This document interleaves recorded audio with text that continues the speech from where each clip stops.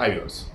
నిన్న జోగి రమేష్ కానీ జోగి రమేష్ల వైఫ్ కానీ మాట్లాడుతూ చంద్రబాబు నాయుడు నీకు కొడుకున్నాడు, నా కొడుకుని అలా చేయొద్దు, నా కొడుకు చదువుకొని వచ్చాడు విదేశాల్లో, అద్దెనిదని జోగి రమేష్ అంటాడు. అదేమంటే నేను బడుగు బలహీన వర్గం చెందిన గౌడు కులస్తుడిని, ఎదిగాను నేను ఈరోజు, అది తట్టుకోలేకపోతున్నా మీరు అని చెప్పేసి అంటాడు.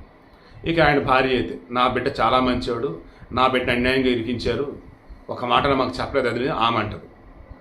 సో ఈరోజు నేను ఓపెన్గానే అంటున్నా, జగన్మోహన్ రెడ్డి అనబడే ఓ వ్యక్తి ఎదురు భయంకరమైన ఊబి ఉంటే అది చూపించి చక్కగా బ్రహ్మాండంగా ఉన్నటువంటి పుణ్యతీర్థం అది, వెళ్ళండి అందులో దిగండి అని చెప్తే ముందు దిగినోడు ఈ జోగి రమేష్.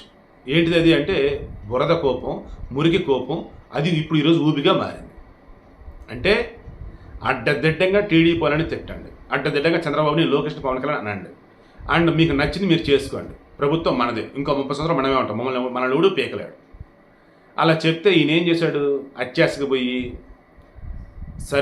అంబాపురం దగ్గర సర్వే నెంబర్ 87లో సిఐడి వాళ్ళు సీజ్ చేసినట్టు అగ్రిగోల్డ్ భూములు ఉన్నాయి. అగ్రిగోల్డ్కి చాలామంది ఓనర్లు, పార్ట్నర్స్. అందులో ఒక అతను చెందినటువంటి భూమి 2000 గజాలకు పైగా భూమి అంబాపురం దగ్గర సర్వే నెంబర్ 87లో ఉంది. వీళ్ళు ఏం చేశారు, జోగి రాజీవ్, జోగి వెంకటేశ్వరరావు వచ్చి జోగి రమేష్ తమ్ముడు, జోగి రాజీవ్ వచ్చేసి జోగి రమేష్ యొక్క కొడుకు, వీళ్ళు రిజిస్ట్రేషన్ చేయించుకున్నారు.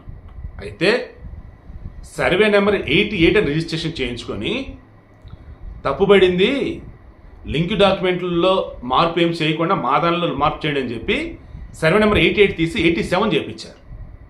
కాదు కూడా అవతలలో అంటూ ఉన్న మేనేజ్ గవర్నమెంట్ వాళ్ళు కాబట్టి జగన్మోహన్ రెడ్డికి అంత అధ్వానమైనటువంటి నీచమైన దుర్మార్గమైన పరిపాలన అంటే ఇదే. ల్యాండ్ టైటిలింగ్ యాక్ట్ కనుక ఉన్నట్టు సర్వనాశనమే కేపీ అందుకే అది అవతల పడేశారు. ఇప్పుడు ఏమైంది, సర్వే నెంబరు 88 కాదు 87 అని చెప్పేసి ఓన్లీ ఈ మెయిన్ డాక్యుమెంట్లో పెట్టారు. లింక్ డాక్యుమెంట్ అన్నింటిలో 88 అనే ఉంది.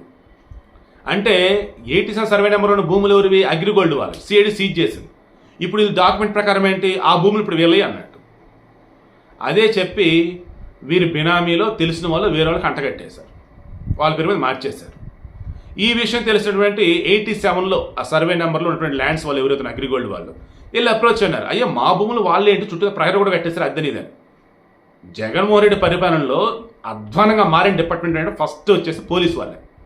ఏం చేయలేకపోయారు, చేతులు ఎత్తేస్తారు, ఏం చేయలేమని. గవర్నమెంట్ మారిన తర్వాత అప్పుడు ఇక చెక్ చేసుకుంటా పోతే దారుణమైనటువంటి ఫ్రాడ్. ఈ రాజీవ్ ఉన్నాడు కదా, చదువుకొని చెడు అద్దెనిదే అన్నారు కదా, ఎప్పుడు ఎవరినే అనలేదని చెప్పేసి వాళ్ళ అమ్మ ఉంటుంది కదా. ఈ రాజు జోగి రమేష్ కొడుకు చంద్రబాబుని రోగి అన్నాడండి, మానసిక రోగి, శరీర రోగి, అద్దెనిదే అడ్డదిడ్డగా మాట్లాడాడు.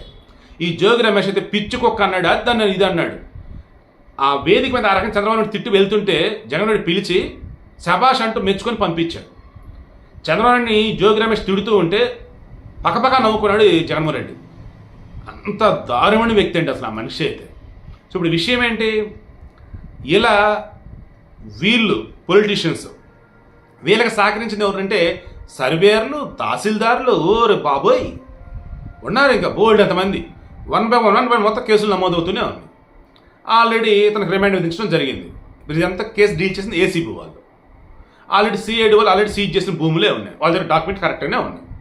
సో వీడియో కంక్లూడ్ చేస్తున్నా, ఇప్పటికైనా ఇంకా మీరు వైసీపీ ట్రాప్లో ఉంటే బయటపడి అట్లీస్ట్ మీ కళ్ళు తెరిచి నిజాలు తెలుసుకోండి.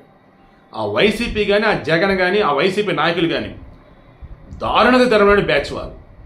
నేను డే 1 నుంచి అదే చెప్తున్నా, నాకు ఏ రాజకీయ పార్టీతో సంబంధం లేదు, బట్ ఆ వైసీపీ అన్నది అసలు ఆ రాజకీయ పార్టీ కాదు. ఆ వైసీపీ అన్నటువంటి నాయకులు ఇప్పటికైనా బుర్రా బుద్ధి ఉండి ఏమాత్రం జగన్ యొక్క నిజస్వరూపం తెలుసుకున్నా బయటపడతారు. అలా బోల్డ్ మంది పార్టీ నుంచి బయటకు వస్తున్నారు, వాళ్ళు వేరే పార్టీలు కూడా జాయిన్ అవ్వట్లా, అలా ఉండిపోతున్నారు, లేదంటే రాజకీయాలు గుడ్ బై చెప్తున్నారు. ఎందుకంటే వేరే పార్టీలు వాళ్ళని అసలు తీసుకోవట్లా. సో వీటి యొక్క మెయిన్ ఇంట్రెస్ట్ మీకు అర్థమైంది కదా. ఇంకా మారకుండా జగన్ ట్రాప్లోనే ఉంటే ఆ ఊబిలో ఎలాగైతే ఇప్పుడు కొంతమంది కూరుకుంటున్నారు, కేసులు ఇరుక్కుంటున్నారు, మీ పరిస్థితి రేపు అలాగే అవుతుంది.